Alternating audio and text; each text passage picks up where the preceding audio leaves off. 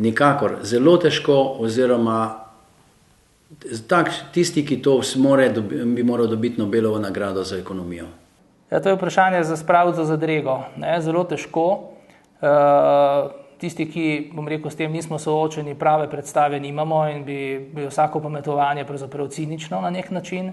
Odvisno je tudi, ali živiš sam, ali imaš še nepreskrbene otroke, ali imaš rešen stanovanjski problem.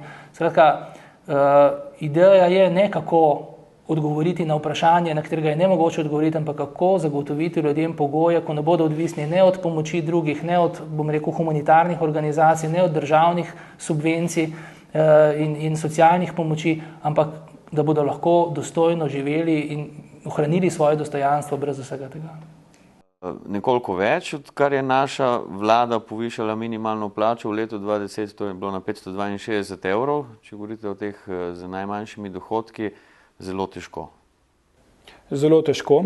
Jaz občudujem ljudje, ki to lahko naredijo in mislim, da bi morali nekaj narediti, vključno z nami vred, da teh 400 evrov spremenimo vsaj 500 ali 600.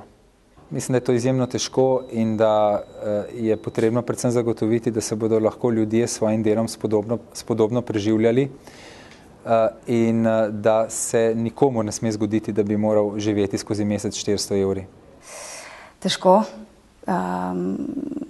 Težko se vživim v situacijo nekoga, ki mora preskrbeti sebe in družino 400 evri in zato mora biti naloga politike, da ta standard dvigne in da lahko ljudje računajo na tisti minimalni dohodek, ki je bistveno višji od 400 evrov.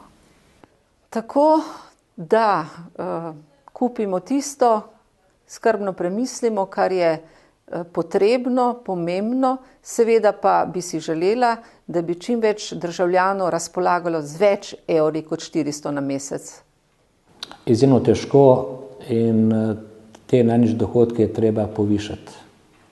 400 evrov preko meseca, to je odvisno, kakšne stroške imaš, kakšne imaš stroške s stanovanjem, z energijo, z prevozom, z hrano, z ostalimi potrebščinami, osnovnimi za življenje.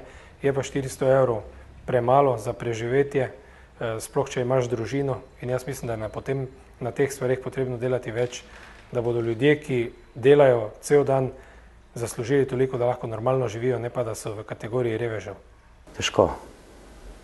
To je dobro vprašanje. Mislim, da je kar težko preživeti s 400 evri, če vemo, da več kot polovico upokojencev prejema nekje takšen znesek, je zato edino pravilno, da se stranka Desus zavzema za boljši položaj upokojencev. Ne vem, kako ljudje preživijo s 400 evri.